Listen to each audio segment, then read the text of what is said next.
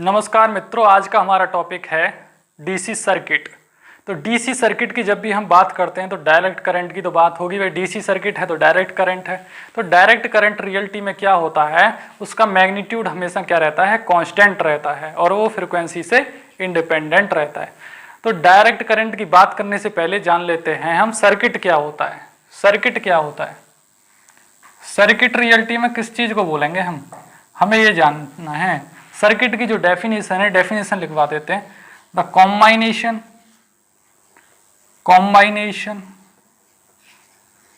Of one और more elements in series और parallel is known as circuit. मतलब जो एलिमेंट हैं, हमारा एलिमेंट क्या हो सकते हैं, फैन हो सकता है, बल्ब हो सकता है, हमारा क्या हो सकता है, रेफ्रिजरेटर होता है, हीटर हो सकता है। ये क्या है, हमारे एलिमेंट हैं, अप्लायंसेस हैं, अप्लायंसेस। मतलब अगर ये सीरीज या पैरेलल में कनेक्टेड हैं किसी सर्किट में, मतलब तारों के साथ ही तो कनेक्टेड होते हैं, वायर्स के साथ, तो या तो सीरीज में लगे होंगे या तो इस तरीके से लगे हुए होंगे। इस तरीके से तो लगाते हैं, इस तरीके से ये फैन लगा दिया, ये बल्ब लगा दिया आपने, ये कुछ और लगा दिया, या तो सीरीज में कनेक्ट होंगे या पैरेलल में कनेक्ट होंगे। इस तरीके से कनेक्ट होंगे। अब ये भी बताया जाएगा कि इस तरीके से क्या होता है, या सीरीज में कनेक्ट होंगे या पैरेलल में कनेक्ट होंगे।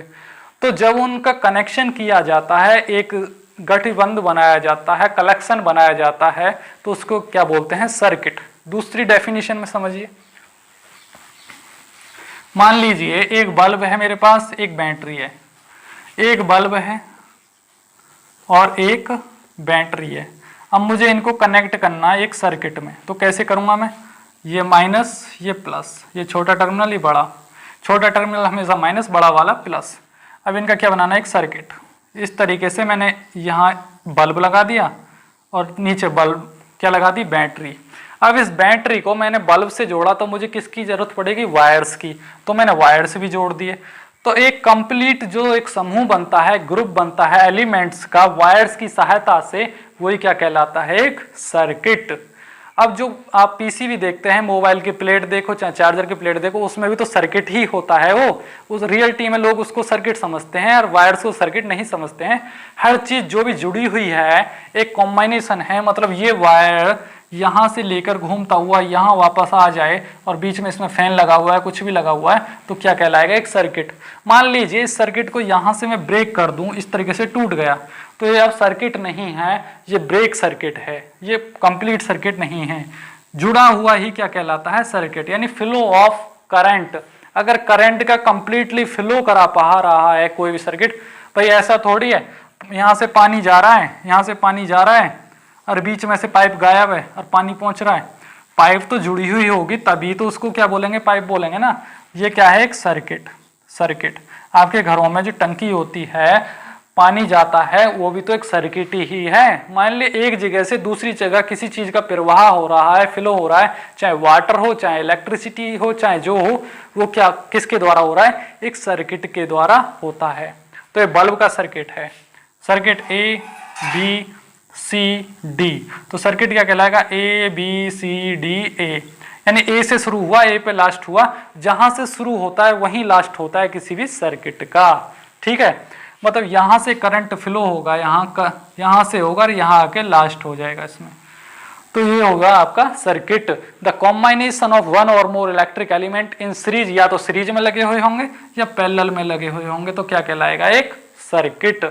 अब नेक्स्ट हमारा मेन पॉइंट है, ये तो सर्किट हो गया, मेन पॉइंट क्या है, डीसी सर्किट, मतलब डायरेक्ट करंट सर्किट। अब कर लेते हैं डायरेक्ट करंट सर्किट की बात। वैसे तो ये डीसी सर्किट का ही एग्जांपल है, तो उसकी डेफिनेशन और जान लेते हैं थोड़ा, कि डायरेक्ट करंट सर्किट की डेफिनेशन होती क्या है रियलिटी में। उसके बाद आपको बताएंगे कि उसके मेन इंपॉर्टेंट पॉइंट्स। हमारा पॉइंट है DC circuit.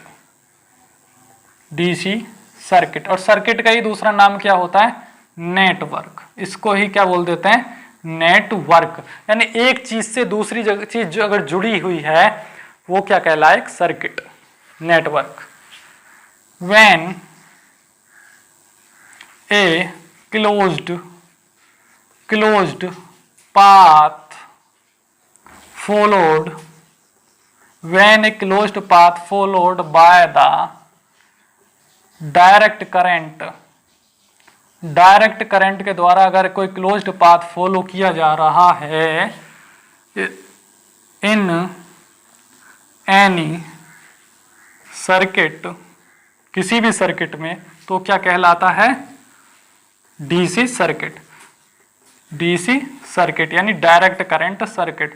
When a closed path followed by the direct current, मतलब डायरेक्ट करंट के द्वारा कोई भी क्लोज्ड पाथ फॉलो किया जा रहा है तो वो क्या कहलाता है, डीसी सर्किट। अब इसका एग्जांपल देखिए।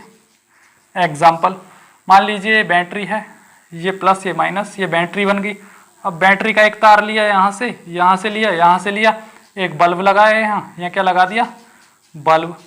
अभी बल्ब नहीं जलेगा क्योंकि सिर्फ एक टर्मिनल जोड़ा है। अब दूसरा टर्मिनल जोड़ेंगे, यहाँ दूसरा तार लगा दिया, यहाँ जोड़ दिया। ये क्या है, बैटरी। यह है बैटरी या कोई सेल और बैटरी बात एक ही है। अब वो आगे पढ़ाया जाएगा कि सेल और बैटरी में डिफरेंस क्या है। ये क्या है, बैटरी या सेल बोल सकते हैं इसको। अब बैटरी का क्या होता है, करंट जो फ्लो होता है हायर पोटेंशियल से लोअर पोटेंशियल की तरफ फ्लो होता है हमेशा। मतलब प्लस की तरफ से जाएगा करंट, इस तरीके से करंट जाएगा प्लस की तरफ से, और इस तरीके से होते होते यहाँ से होते होते माइनस पे आ जाएगा। तो करंट क्या कर रहा है, क्लोज्ड पाथ फॉलो कर रहा है, मतलब जहां से शुरू हो रहा है वहीं आ जा रहा है। बैटरी से शुरू हुआ, बल्ब को जलाया, ग्लो किया और वापस आ गया, तो ये क्या कहलाया, एक closed path followed by the direct current is known as DC circuit. तो इस सर्किट को कैसे लिख सकते हैं, ए बी सी डी। तो सर्किट कैसे दर्शाएंगे, ए से बी, बी से सी, डी ए। मतलब सर्किट ए से शुरू हुआ और ए पे ही अंत हुआ। मेरे कहने का मतलब है करंट का जहां से आरंभ हो अगर वहीं वापस आ जाए तो वो क्या कहलाएगा, सर्किट। ऐसा नहीं है चला तो गया सर्किट में वापस नहीं आया, जहां से जाता है डायरेक्ट करंट या ऑल्टरनेटिंग करंट वहीं वापस आता है। अब हम थोड़ा इंपॉर्टेंट पॉइंट्स को स्टडी कर लेते हैं इस चैप्टर से रिलेटेड। अभी तक तो हमने सिर्फ बेसिक बताया और ये भी एग्जाम में पूछा जाएगा जो बेसिक है। कोई भी जेईई का एग्जाम हो उसमें इससे एमसीक्यू आते हैं, ऑब्जेक्टिव टाइप क्वेश्चंस। पहला पॉइंट बहुत इंपॉर्टेंट पॉइंट है, the DC circuit contains only resistive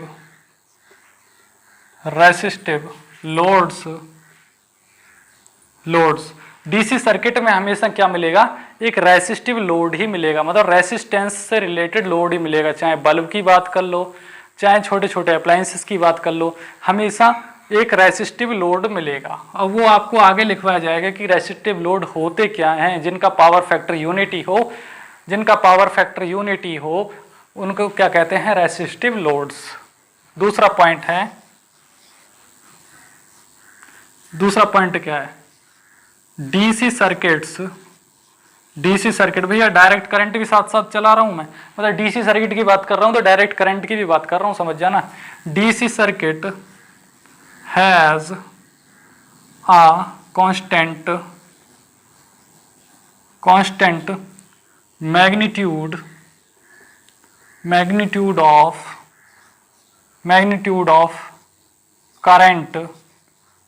current और वोल्टेज। डीसी सर्किट में हमेशा करंट और वोल्टेज का क्या होता है, एक कांस्टेंट मैग्नीट्यूड होता है। मान लीजिए 12 वोल्ट मैक्सिमम होता है, 12 वोल्ट से ज्यादा नहीं हो सकता किसी भी डीसी सर्किट में वोल्टेज, 12 वोल्ट से ज्यादा नहीं हो सकता, 12 वोल्ट से कम हो सकता है, 6 वोल्ट हो सकता है, 4 हो सकता है, 1 हो सकता है, 2 हो सकता है, मैक्सिमम क्या होगा, मैक्सिमम 12 से ज्यादा नहीं होगा, मैक्सिमम 12 और 1 से लेकर 12 तक होगा। डायरेक्ट करंट का मतलब यही है, लेकिन एसी में घटता बढ़ता रहता है, 0 से लेकर कितना भी बढ़ा सकते हैं उसको हम, 11 kV से भी ऊपर ले जाते हैं, 440 kV तक तीसरा पॉइंट क्या है, ये हो गया तीसरा।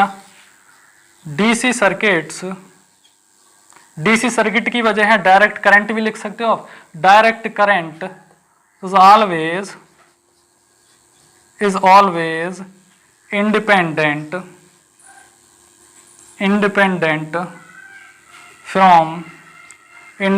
From frequency. मतलब ये 3 पॉइंट जो हैं बहुत इंपॉर्टेंट पॉइंट हैं, बहुत इंपॉर्टेंट पॉइंट है। अगर इनको आप याद करते हैं तो बहुत अच्छा है। जो डायरेक्ट करंट या डीसी सर्किट होता है वो हमेशा इंडिपेंडेंट होता है फ्रीक्वेंसी के, मतलब फ्रीक्वेंसी पे डिपेंड नहीं करता है। ये क्या होता है, आत्मनिर्भर। ये फ्रीक्वेंसी पे डिपेंड नहीं करता है, नॉट डिपेंड अपॉन फ्रीक्वेंसी, यहाँ लिख दिया है मैंने। इसका मतलब इंडिपेंडेंट का मतलब नॉट डिपेंड अपॉन फ्रीक्वेंसी, जबकि ऑल्टरनेटिंग करंट फ्रीक्वेंसी पे डिपेंड करता है। और आपको बताया भी जाता है कि आपके घरों में कितनी हर्ट्ज बिजली आती है, 50 हर्ट्ज की बिजली आती है। तो 50 हर्ट्ज क्या है, उसकी फ्रीक्वेंसी है। इंडिया में 50 हर्ट्ज का यूज किया जाता है, जबकि अदर कंट्रीज में 60 हर्ट्ज का यूज किया जाता है। जबकि डायरेक्ट करंट की बात करते हैं, जबकि आपके घरों में जो इन्वर्टर है, बैटरी है, उसमें क्या होता है, डायरेक्ट करंट। और डायरेक्ट करंट हमेशा 12 वोल्ट ही होगा, ठीक है, उसमें फ्रीक्वेंसी का कोई टर्म नहीं आता है। अब वो आगे जब ऑल्टरनेटिंग करंट सर्किट्स वगैरह बेसिक से आगे बढ़ते जाएंगे तो सब समझ आता जाएगा। तो 3 पॉइंट हैं। ये क्या होता है, फ्रीक्वेंसी से इंडिपेंडेंट होता है ये सर्किट। दूसरा, इसका मैग्नीट्यूड हमेशा कांस्टेंट होता है, जैसे 12 वोल्ट बताया मैंने, एक कांस्टेंट मैग्नीट्यूड है। मैग्नीट्यूड मतलब संख्या। तीसरा मैंने बताया, DC circuit contains only resistive element. इसमें इंडक्टर यानी इंडक्टेंस और कैपेसिटर नहीं होते हैं। इसमें सिर्फ रेसिस्टेंस होता है। इसमें क्या होता है आपका, रेसिस्टेंस। ये 3 सिंबल पढ़ाए जाते हैं आपको कॉलेजों में। ये होता है इसमें, ये वाला सिंबल क्या होता है, कैपेसिटेंस का सिंबल होता है ये, और इंडक्टेंस का सिंबल क्या होता है, इंडक्टेंस का सिंबल होता है ये दोनों चीज इसमें क्या होती हैं, एब्सेंट। सिर्फ डीसी सर्किट में क्या पाए जाते हैं, रेसिस्टेंस। अब वो आगे मैं बताऊंगा, जब मैं आगे बड़े बड़े चैप्टर्स को पढ़ाऊंगा कि इसमें ऐसा क्यों होता है, ठीक है। सिर्फ अभी के लिए इतना नोट डाउन करिए, अब आगे चलते हैं। अब रेसिस्टेंस पे स्टडी करेंगे। अब हमने सर्किट को समझ लिया, तो अब हमारा पॉइंट है रेसिस्टेंस। मेन पॉइंट क्या है, रेसिस्टेंस। भाई रेसिस्टेंस इसलिए तो बताया मैंने इतना डीपली।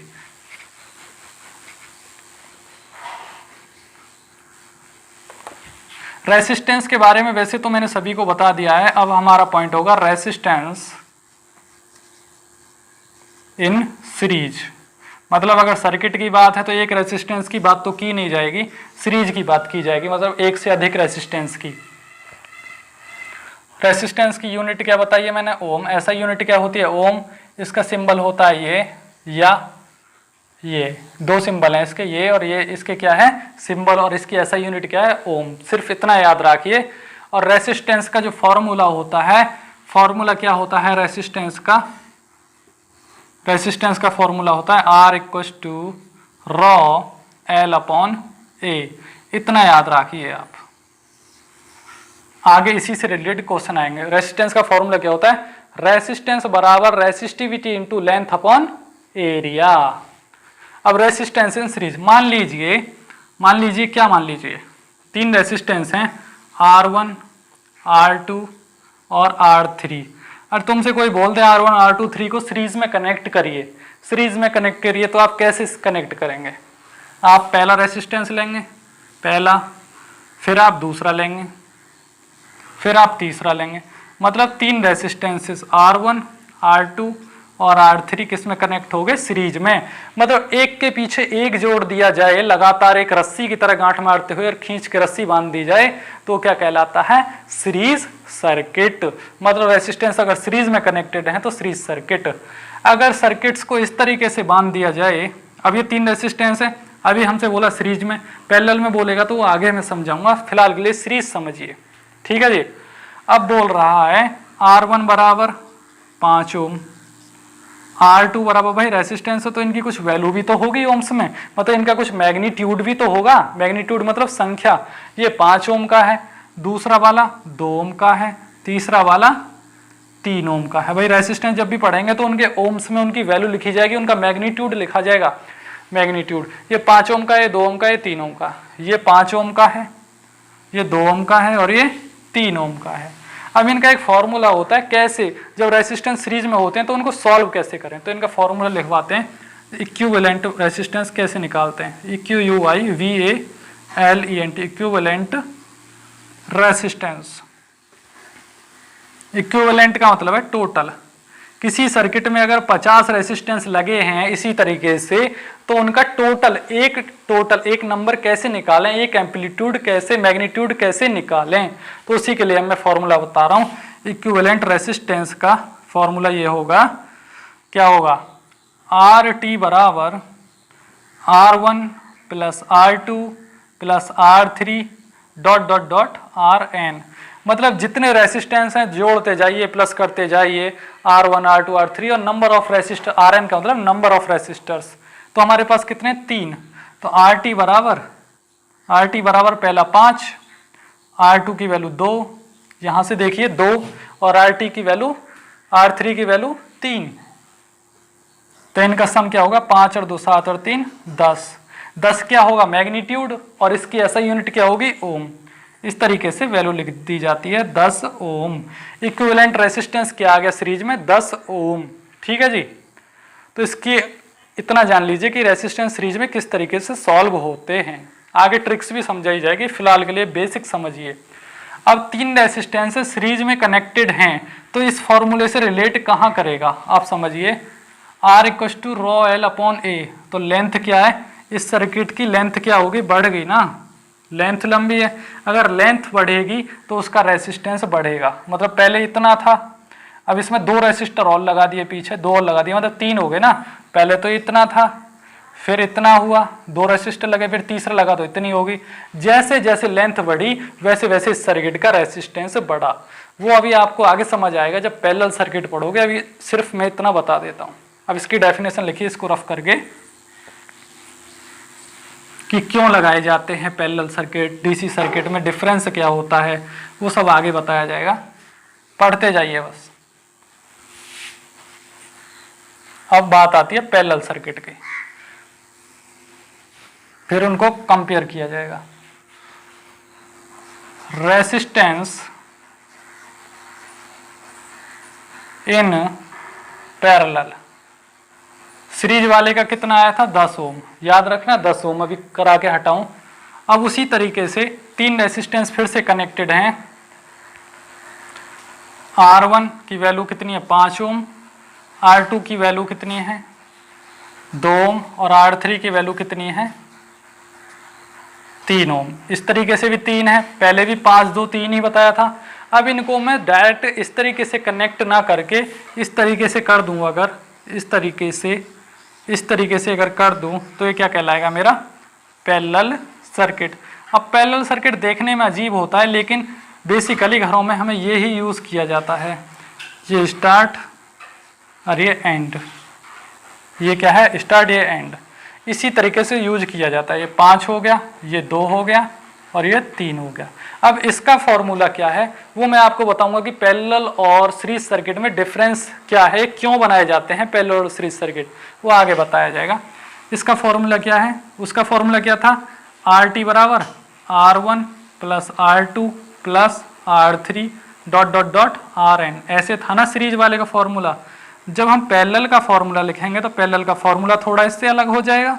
इसका फॉर्मूला क्या हो जाएगा, 1/RT बराबर 1/R1 plus 1/R2 plus 1/R3 dot dot dot 1/RN। इस तरीके से इसका क्या हो जाएगा फॉर्मूला। तो पैरेलल में हमें ये वाला फॉर्मूला यूज करना है।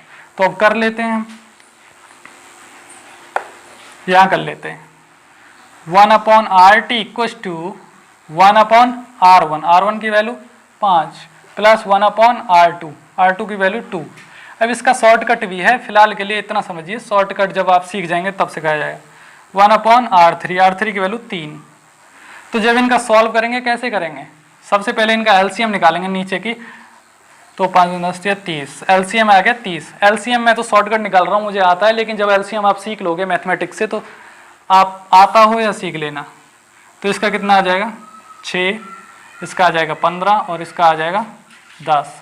15 और 10 25 और 6 31, 31 बटा 10, तो इसका आ जाएगा 1.03। जब 30 का डिवाइड 31 में देंगे ओम।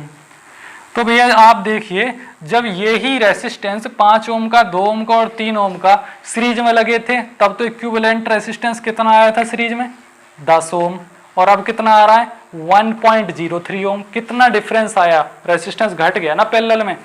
तो इससे ये पता चलता है पैरेलल सर्किट के अंदर रेसिस्टेंस कम हो जाता है। जितने नंबर ऑफ रेसिस्टर्स पैरेलल में लगाओगे तो उस सर्किट का रेसिस्टेंस कम हो जाता है, और जब सीरीज में लगातार रेसिस्टर रस्सी की तरह बांध दिए जाते हैं तो उस सर्किट का रेसिस्टेंस बढ़ जाता है। रेसिस्टेंस बढ़ने का सीधा सीधा लिख पाएंगे अब हम आपको, ये डिफरेंस है। जब यही रेसिस्टेंस सीरीज में थे तो आ रहा था भैया 10 ओम, आरटी कितना आ रहा था 10 ओम, और पैरेलल में कितना आ रहा है, पैरेलल में आरटी कितना आ रहा है 1.03 ओम। कितना डिफरेंस आ गया, 9 गुना घट गया पैरेलल में आगे, ये घटा। तो इससे इफेक्ट क्या पड़ा सर्किट पे, अब इसका नोट डाउन करिए। अब आगे यही पॉइंट है, अभी तक तो सिर्फ सर्किट थे, सर्किट एग्जाम में सिर्फ कैलकुलेशन के लिए बताए जाएंगे, लेकिन इसकी जो थ्योरी होगी वो वन वर्ड के लिए बताई जाएगी। एग्जाम में यहाँ से क्वेश्चन पूछा जाता है, और ये डीसी मशीन या एसी मशीन जब भी मोटर या जनरेटर स्टडी करोगे लास्ट तक, जब तक आप फिजिक्स पढ़ोगे काम आएगा इलेक्ट्रिकल फिजिक्स के अंदर आज बताई हुई चीज। ये हमेशा याद रखना है, चाहे लैप वाइंडिंग हो चाहे वेव वाइंडिंग हो, हर जगह यूज में आता है ये।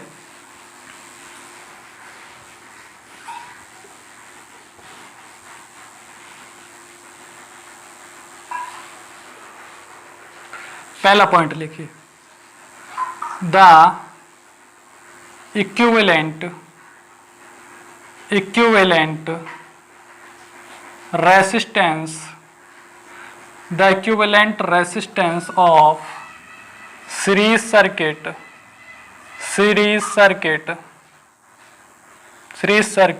is always greater than individual resistance of that series circuit. उस सीरीज सर्किट के इंडिविजुअल रेसिस्टेंस से ज्यादा होता है इक्विवेलेंट रेसिस्टेंस। कैसे, R1 RT जब निकाला था हमने 2, 3 और 5 ओम का, जब RT निकाला था तो कितना आ रहा था RT की वैल्यू कितनी आ रही थी 10 ओम। तो भैया RT की वैल्यू यानी इक्विवेलेंट रेसिस्टेंस यानी टोटल रेसिस्टेंस की वैल्यू किसी एक रेसिस्टेंस से ज्यादा आ रही है, भले इसका मैक्सिमम वाला 5 है, सबसे बड़ा 5 है, तो 5 से अगर 10 को कंपेयर कर लो, किसी भी एक से कर लो, 3 से कर लो या 2 से कर लो, तो individual resistance of series circuit is always greater than individual में मतलब एक, किसी एक से, मतलब इंडिविजुअल का मतलब समझा देता हूँ। ये डस्टर है, ये मार्कर है, ये मैं हूँ, तो ये डस्टर खुद में एक इंडिविजुअल चीज है, ये मार्कर खुद एक इंडिविजुअल चीज है, और मैं भी एक इंडिविजुअल चीज हूँ। इंडिविजुअल मतलब एक एक करके, और इक्विवेलेंट मतलब टोटल की बात कर रहे थे इक्विवेलेंट। तो ये वाली डेफिनेशन बहुत इंपॉर्टेंट है। The equivalent resistance of series circuit is always greater than individual resistance of series circuit. तो ये वाला एग्जांपल लिख देना। दूसरी डेफिनेशन क्या आएगी, इसको रफ कर देता हूं यहां से थोड़ा। दूसरी डेफिनेशन क्या आएगी यहां से, the equivalent resistance of any parallel circuit का जो इक्विवेलेंट रेसिस्टेंस होता है is always lesser than individual resistance of that circuit. मतलब जब पैरेलल सर्किट बनाओगे तो यहाँ कितने रेसिस्टर थे, R1 R2 2 ओम यानी कि 3 ओम, और R3 की वैल्यू थी 5 ओम, और RT आ रहा था फाइनली 10 ओम सीरीज में, 10 ओम। लेकिन जब यहाँ कनेक्ट किया हमने R1 की वैल्यू 3, R2 की वैल्यू 2 और R3 की वैल्यू 5, जब इनका हमने फाइनली निकाला था अभी कुछ ही समय पहले इसी लेक्चर में, तो RT आया था 1.03 ओम। अगर मैं इस इंडिविजुअल यानी कि इक्विवेलेंट कितना आ रहा है, इक्विवेलेंट मतलब टोटल रेसिस्टेंस कितना आ रहा है 1.03, अगर इसको कंपेयर किया जाए किसी भी एक इंडिविजुअल से, चाहे इससे कर लो चाहे इससे कर लो, सभी से छोटा पाया जाएगा। 3 ओम से भी छोटा है, 2 ओम से भी छोटा है और 5 ओम से भी छोटा है। तो डेफिनेशन क्या कह रही है, the equivalent resistance of any parallel circuit is always lesser than individual resistance of that circuit. तो आपको यहां से ये पता चला सीरीज में जो है टोटल रेसिस्टेंस किसी भी रेसिस्टेंस से बड़ा होता है और पैरेलल में इंडिविजुअल रेसिस्टेंस बड़े होते हैं इक्विवेलेंट रेसिस्टेंस से। तो ये मतलब ये डेफिनेशन रट दिए, इसका फायदा क्या, अब इसका फायदा सिखाते हैं आपको फॉर्मूले में कि इसका मतलब क्या है, ये सारा रट्टा क्यों मारना है, इस रट्टे को मारने से मतलब क्या है, वो ही सब सिखाया जाएगा आपको। आप ये डेफिनेशन याद करिए और आपको अब समझ आएगा। एक फॉर्मूला हमने पढ़ाया था R = ρL/A, और दूसरे फॉर्मूले अभी इसको भूल जाइए, ये तो रेसिस्टेंस का फॉर्मूला हुआ, ये तो रेसिस्टेंस का हुआ। इससे तो पता चला अगर रेसिस्टेंस की लेंथ बढ़ रही है, ज़्यादा रेसिस्टेंस सीरीज में कनेक्टेड है तो उसका रेसिस्टेंस हाई हो जाएगा। अगर किसी रेसिस्टेंस का एरिया, मतलब इस तरीके से रेसिस्टेंस है, लेंथ तो घट गई ना, लेंथ घट गई लेकिन चौड़ाई बढ़ गई ना, चौड़ाई बढ़ने से क्या बढ़ा इसका एरिया बढ़ा, क्या बढ़ा यहाँ एरिया, और यहाँ क्या बढ़ी लेंथ, मतलब लंबाई बढ़ी यहाँ चौड़ाई बढ़ी। तो अगर चौड़ाई बढ़ी किसी चीज की, चौड़ाई बढ़ी किसी भी सर्किट की, तो उसका रेसिस्टेंस घटेगा। अगर किसी भी रेसिस्टेंस की चौड़ाई घटी और लंबाई बढ़ी तो उसका रेसिस्टेंस बढ़ेगा।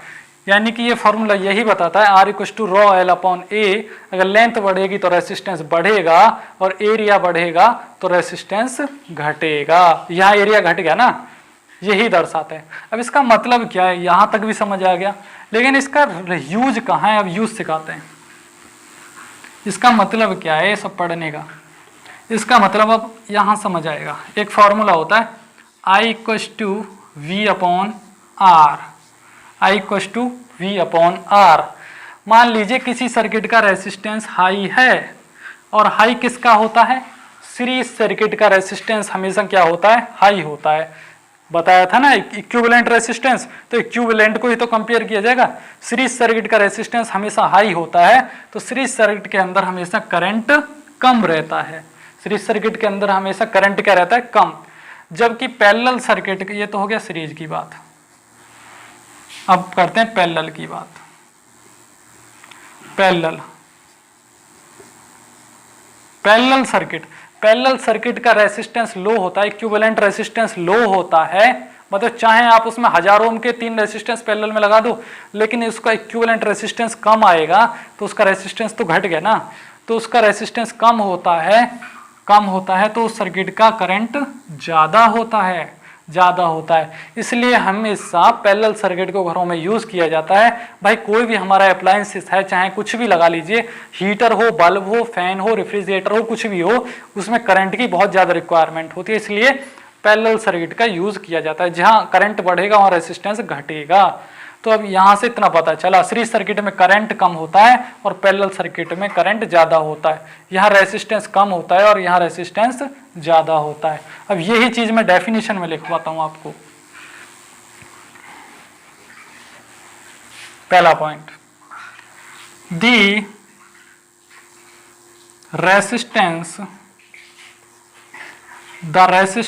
ऑफ एनी सीरीज इक्विवेलेंट को ना लिख के मैं सीधा रेसिस्टेंस सर्किट ही बोल दे रहा हूं ना, सर्किट का मतलब इक्विवेलेंट सर्किट।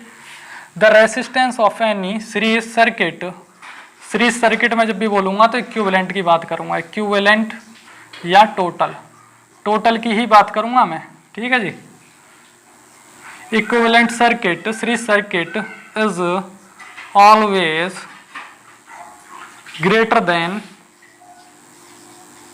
ग्रेटर, ये कंपैरिजन है उन दोनों सर्किट्स के, ग्रेटर देन पैरेलल सर्किट। मतलब इक्विवेलेंट पैरेलल सर्किट की बात कर रहा हूं, इक्विवेलेंट ना लिखवा के डायरेक्ट पैरेलल सर्किट लिख दे रहा हूं। The resistance of any series circuit is always greater than any parallel circuit. वो बताया था ना अभी एग्जांपल 2, 3 और 5 ओम का, तो उसमें इक्विवेलेंट जो रेसिस्टेंस आया वही लिखवाया है मैंने। तो ये कहाँ है, I = V/R, तो इसमें क्या अप्लाइड होगा, ये क्या बता रहा है, सीरीज सर्किट का रेसिस्टेंस हमेशा ज्यादा होगा पैरेलल सर्किट के मुकाबले। ठीक है जी। दूसरी डेफिनेशन लिखिए, the current in any parallel circuit, the current in any series circuit लिख लो, पहले सीरीज इसका ही कंपेयर कर देते हैं।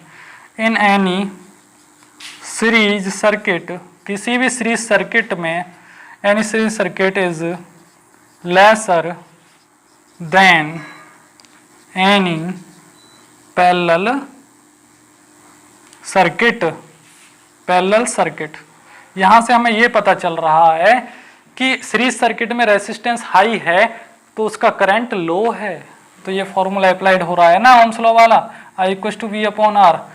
मतलब सीरीज सर्किट का अगर रेसिस्टेंस हाई है तो उसका करंट लो है, पैरेलल सर्किट का रेसिस्टेंस लो है तो उसके अंदर यहां बता दिया करंट हाई है। The current in any series circuit is lesser than parallel circuit. Parallel circuit में करंट ज्यादा होता है और सीरीज सर्किट में करंट कम होता है।